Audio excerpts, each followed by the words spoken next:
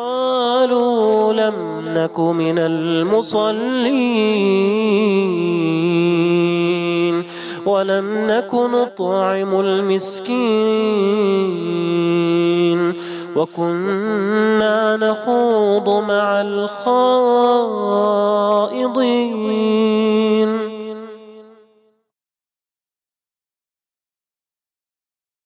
تقال العثار العظام به ويغدو الهوى ككبش ذبيح بذكر have a healthy relationship with the Quran. You know how even the most highest professions like physicians or architects or whatever, even they have to go for refresher seminars and reviews, right? You've internalized this really deep, profound thing. Where do you get your review? Salat. Every few hours you stand in front of Allah and you review what message He's given you, the profound words that He's given you and me. So it's an opportunity for us to refresh our faith constantly. It revives us spiritually and intellectually every single time if we are able to engage in our salat. But if our salat is what it is right now, which is pretty much very good cardiovascular exercise, right? And it's not much more than that for most of us. We don't know what's being recited. We don't know what Allah Azza wa Jalla is saying in the Quran. Now this is a tragedy.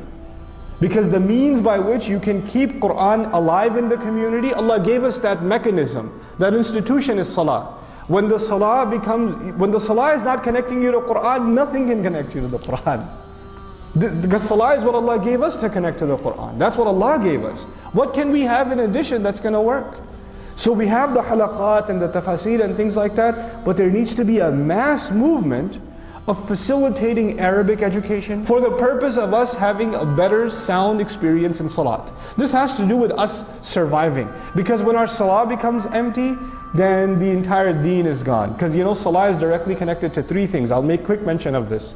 The first thing is the state of the ummah, the state of the union, right? The state of the union, Allah's Messenger ﷺ says about the salah, he says, "In saluhat saluhal amru kulluhu." If the salat is good, then the whole thing is good. If salat is good, the whole thing is good. You know, it's an amazing thing to say. It's not just about making wudu properly and facing the right direction, and those are all important peripherals. But what's the heart of the salah? To connect to the word of Allah. To have this deep relationship with, and if that's there, then the ummah is okay. Then they're connected to what they need to be connected to. You know, their halaqah of Quran is when they stand in front of Allah subhanahu wa ta'ala. It's an amazing thing. So that's the first thing. It fixes the problem of the ummah. The second thing about salah I want to mention is, you know how I said the fundamental problem of the ummah is iman? Did I say that? Right? You know, in the Quran, Allah uses, when the qibla changed, when the qibla changed, Allah Azza wa Jalla says, وَمَا كَانَ اللَّهُ لِيُضِيعَ إِيمَانَكُمْ. You know, the Jews came to the Muslims and they said, you've been praying in you had the wrong GPS address all these years. Your salat didn't count. Because the qibla is this one and you've been praying towards Aqsa. You know, they said all those years got wasted, huh? And Allah says, no, Allah will not waste. He didn't say Allah will not waste your prayers. Allah says Allah is not one to waste your iman. In other words, in the ayah, what iman means is salat.